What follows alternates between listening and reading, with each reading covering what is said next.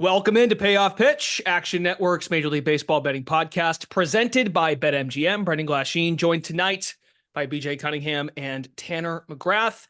We are recording Monday evening, June 17th, getting you ready for a full slate on Tuesday, June 18th. Best bets come your way every Monday, Tuesday, and Friday morning during the baseball regular season. So subscribe if you haven't done so already, wherever you listen to your podcast. You can also find us on the Action Network YouTube page. Please subscribe to our channel. You won't just get baseball, you'll get all the fine content that we come out with, all sports, baseball included, some other short videos, etc.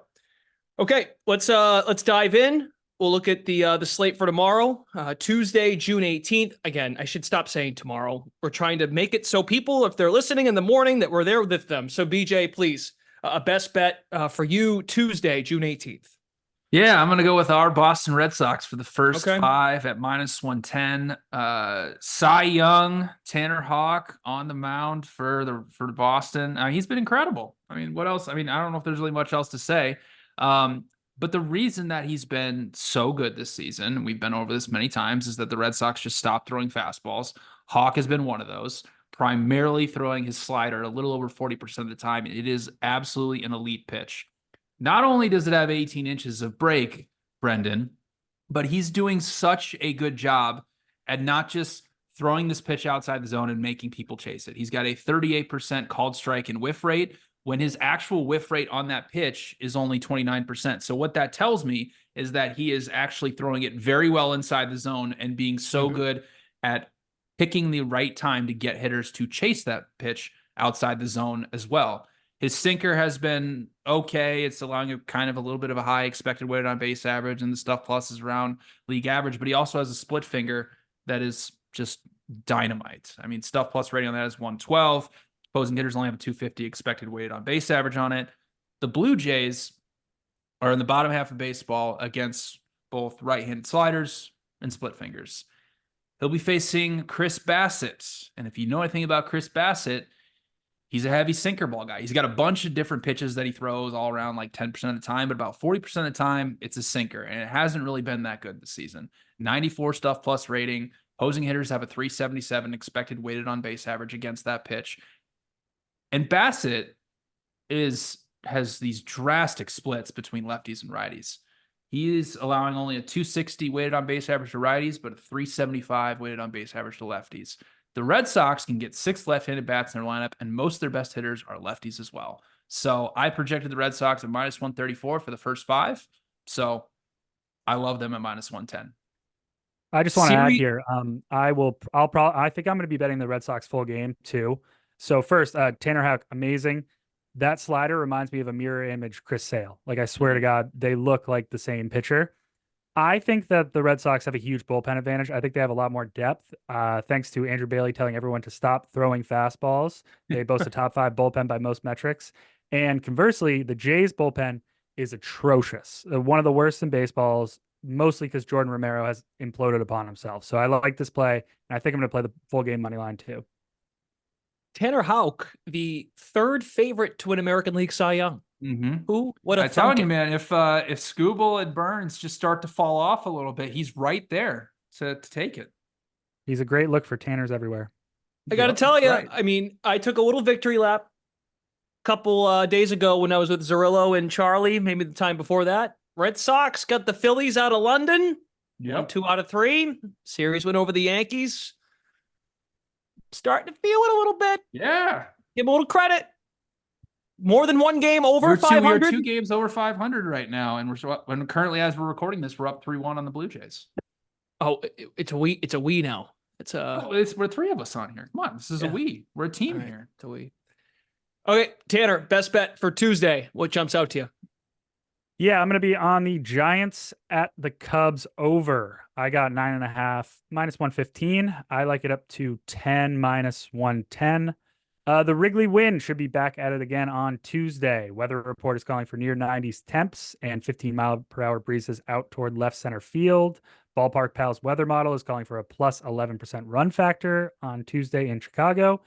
And we are getting road Logan Webb.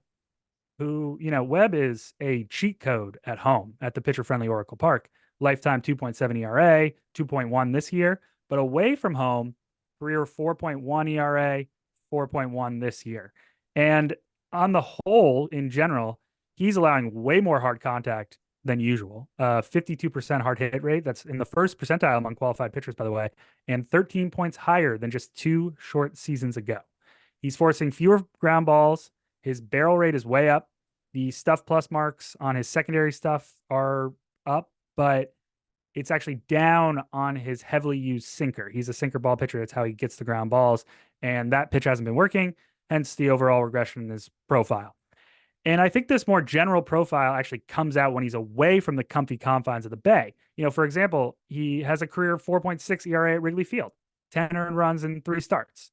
In the other dugout, I think Justin Steele, the starting pitcher for the Cubs, he looks fine, but the Giants have been obliterating southpaws. They've posted a whopping 160 WRC plus against the side over the past month, including a 169 mark over the past fortnight. They are showing elite discipline against the side and hitting almost everything in the air. And I love what I'm seeing from Patrick Bailey. I love what I'm seeing from Matt Chapman, Michael Conforto.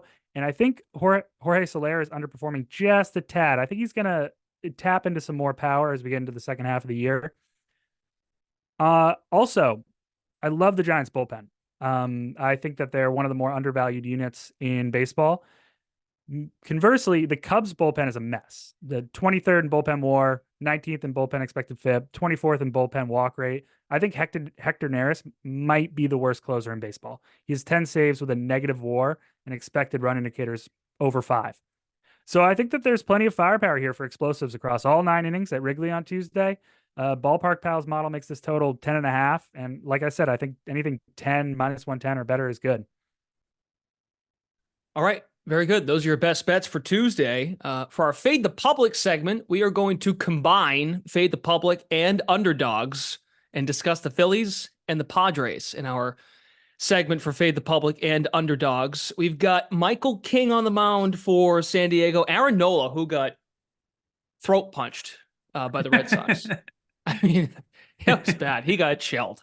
Unlike Aaron Nola this year, I was blown away seeing how he looked. Anyway, hey, the people think Aaron Nola is going to bounce back. 92% of the bets, 95% of the cash on the Philadelphia Phillies. To get it right, BJ, is there value in fading Aaron Nola? Could he struggle for a second straight start? I think so. And, in a matchup like this, I generally think that these two starting pitchers are a lot closer than the market is making it. They basically have the exact same expected ERA. You could say that Nola has better pitch modeling metrics, although Michael King's location and control of his arsenal has been really good this season. But if you just break it down by like every aspect of the game, right? So if these two starting pitchers are closer to even, you look at the offensive matchup, well, Padres have been better than the Phillies against right-handed pitching. They have the second best weighted runs created plus in baseball against righties. You look at the bullpens. The Padres and the Phillies have the exact same stuff plus and the exact same pitching plus rating and are pretty close in xFIP as well.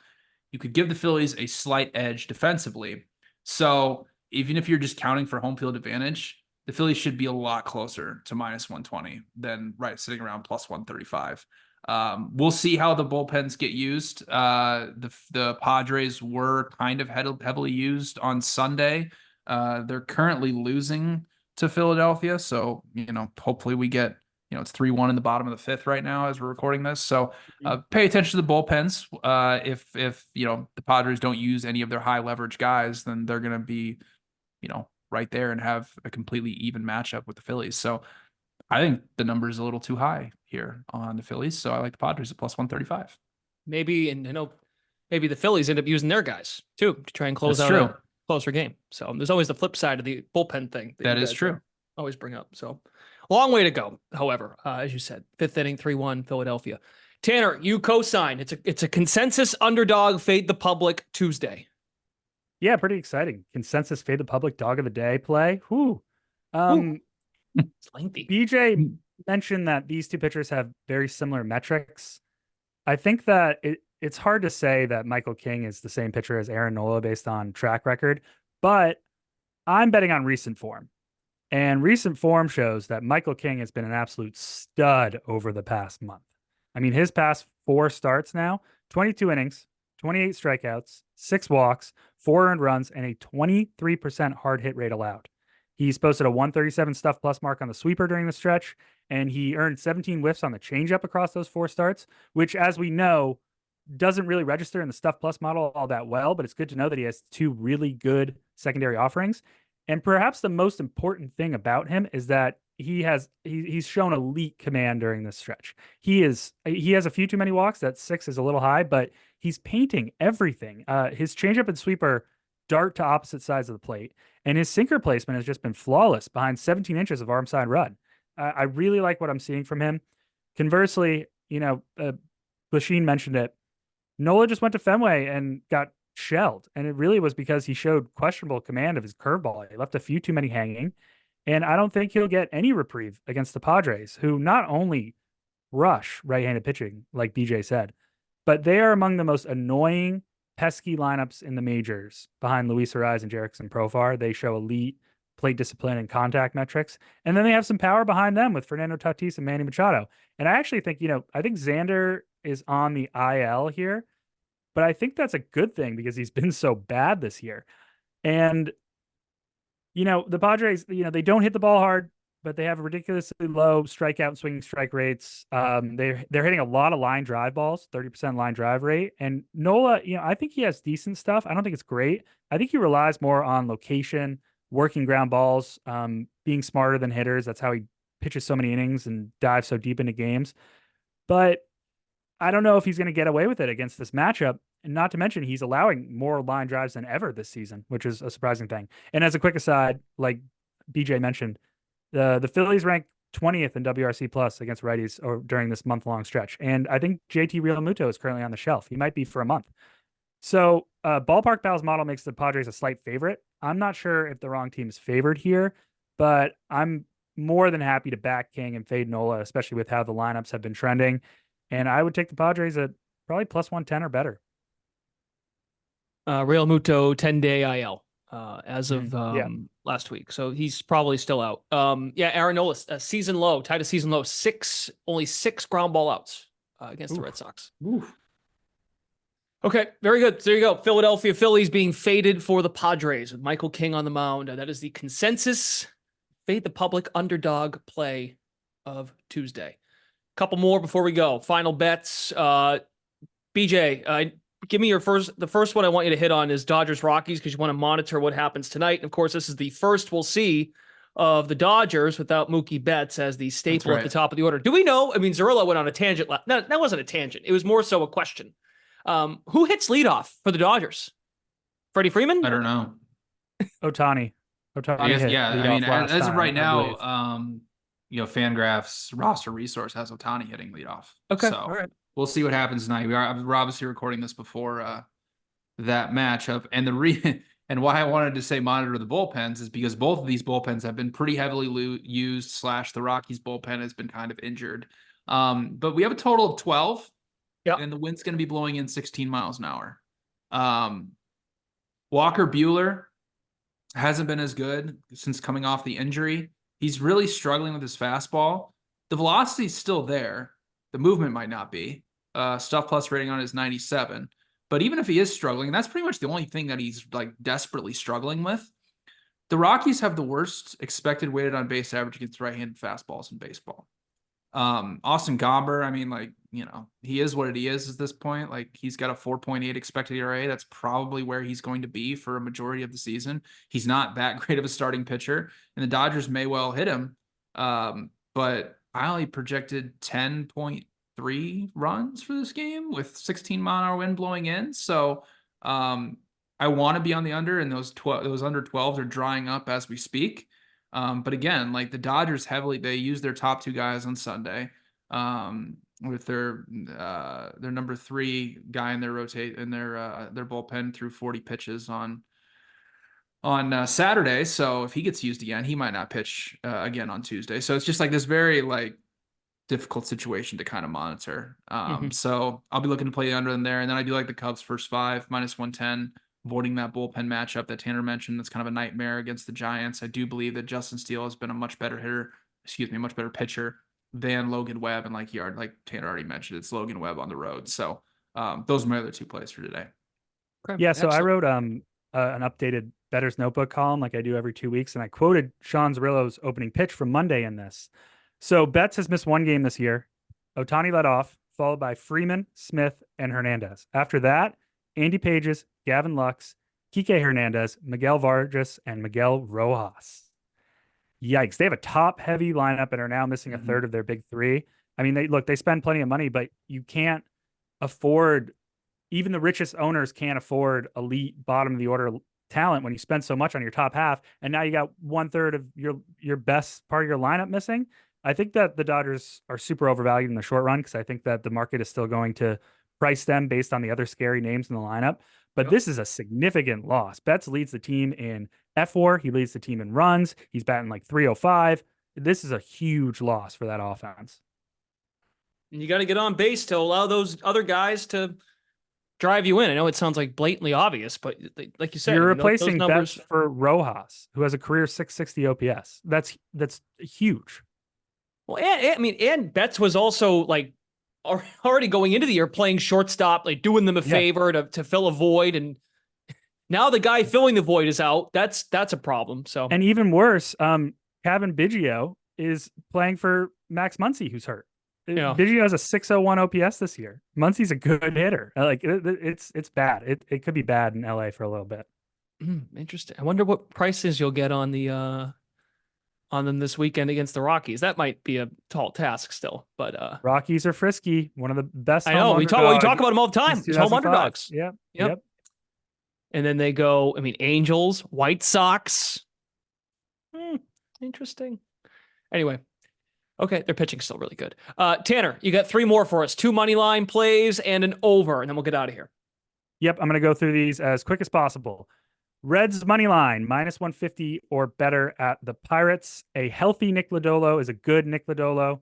The expected run indicators look good. The 20% swinging strike rate on the curveball looks good. I'm surprised to see that his stuff ball has a 115 stuff plus mark, despite it coming in 94 with no ride. But it actually has the most horizontal movement of any big league 4-seamer, 18 inches of arm side. So hitters have trouble squaring it up, and that's led to a improved pitch to contact profile and an improved walk rate. Conversely, I don't feel the same about Bailey Falter, who starts for the Pirates. Expected run indicators pushing 5. He's getting really lucky with a 240 BABIP. He's okay at locating, but he's not good enough. He's not locating well enough to overcome his lame duck stuff. The Reds are white hot, won 13 of their past 20. The lineup is inconsistent, but over the past month and against Southpaws, they pair elite plate discipline metrics with a 50% pull rate and a 30% fly ball rate. And if you're not striking out while pulling the ball in the air, better days are usually ahead. Conversely, over the past month and against left-handed pitching, the Pirates are striking out like crazy while pushing every batted ball into the ground. Finally, I adore the Reds bullpen. I've talked about it so much. I love this bullpen behind Fernando Cruz's splitter, since his bullpen ranks top 5 in everything. And I like the Pirates bullpen more than most people do, actually, but they're no Reds, and they have a 5.3 relief ERA over the past 2 weeks.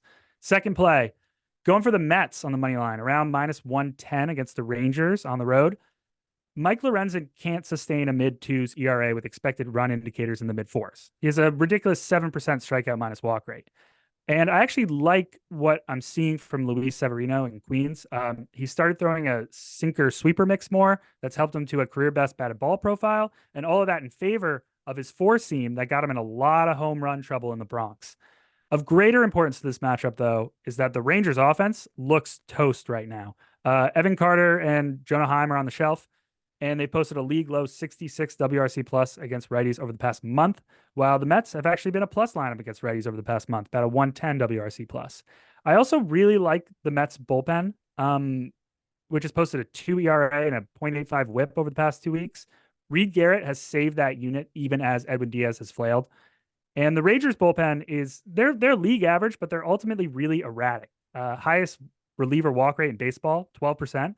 David Robertson and Jose Leclerc have walked 30 batters in 60 innings, and that could bite them against the ever-disciplined Mets. Finally, Rays at Twins over 8. Perfect run environment storm in Minnesota. 80-degree temps, double-digit breezes out toward left field. Ballpark Pal projects a plus 17% run factor for this game. That's the highest of Tuesday. The Twins are the 5th best lineup against righties over the past month. It's always nice to have Royce Lewis back in the lineup, but it's mainly because they have been hitting a lot of fly balls. They've been elevating a lot, and that could play against Aaron Savale, a fly ball pitcher who is struggling with hard contact this season. The Rays offense has been bad. Pablo Lopez is due for all sorts of positive regression, but I'm still willing to take this over because we also have 2 vulnerable bullpens. The Rays bullpen is abhorrent, and the Twins have posted a 4.5 bullpen ERA behind a 10% barrel rate over the past 2 weeks. Ballpark Pal projects 11 runs for this game. The Twins have scored 63 over their past 8 games. That's 8 per, and 3 straight Rays games have gone over because their bullpen sucks. So I'll do it again. Yeah, bullpen against the Braves, and then you factor in also the Twins just had a doubleheader, right, against the A's. So trying to get back in order there. Tanner McGrath, BJ Cunningham, find those guys in the Action Network app. Good note there from Tanner, the latest notebook he's got out there on actionnetwork.com. Check that out as well.